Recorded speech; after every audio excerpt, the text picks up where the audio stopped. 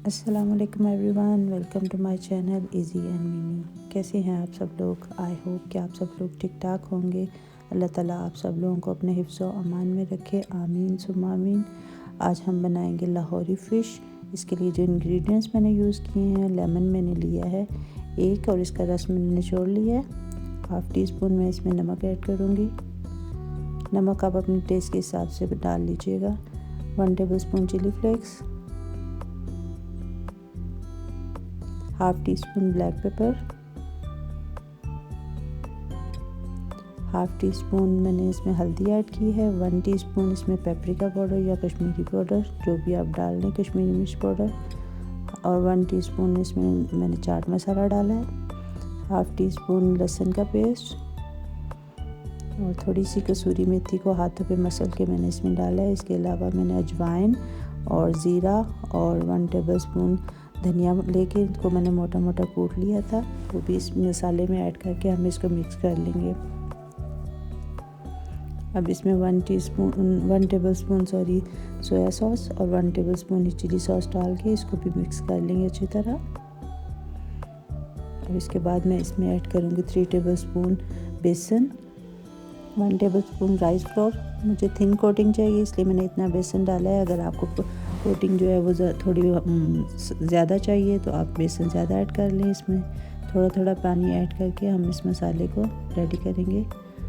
हम एकदम से ज़्यादा पानी नहीं डाल देंगे क्योंकि इससे हमारा जो बैटर है वो पतला हो सकता है। बस इतना थिक हमें मसाला ये चाहिए। और इस सारे बैटर में अब मैं फ़िश को, जो कि मेरी तकरीबन 500 ग्राम थी, वो ऐड कर दूँगी।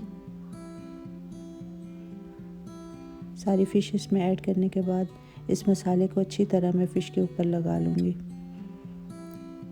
मसाला लगाने के बाद इसको हम मैरिनेशन के लिए रख लेंगे। आपके पास जितना मैक्सिमम टाइम है आप रख सकते हैं। मैंने हाफ़ एन आवर मैरिनेट किया है इसको। इसके बाद मैं फ़िश को फ्राई करूँगी। और फ्राइंग के लिए हमारा ऑयल जो है वो बहुत अच्छी तरह गर्म होना चाहिए, ऑयल ठंडा नहीं होना चाहिए।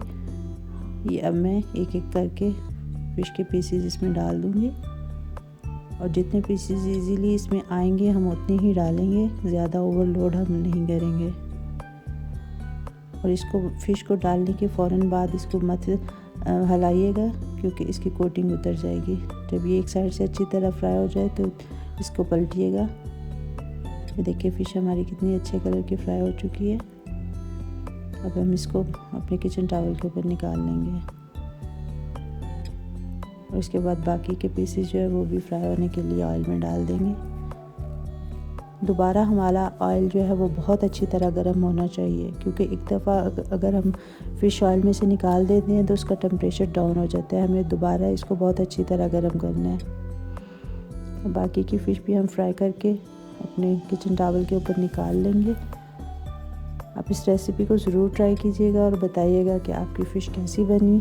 आप इसको केचप के साथ, इमली की चटनी के साथ या अपनी पसंदीदा सॉस के साथ सर्व कर सकते हैं। अगर आपको रेसिपी अच्छी लगे तो प्लीज़ लाइक और कमेंट ज़रूर कीजिएगा और कमेंट बॉक्स में ज़रूर बताइएगा। ये अब हम आपको अपनी फ़िश की फ़ाइनल लुक दिखाते हैं। आई होप आपको अच्छी लगेगी। दुआ में याद रखिएगा। अल्लाह हाफ़िज़।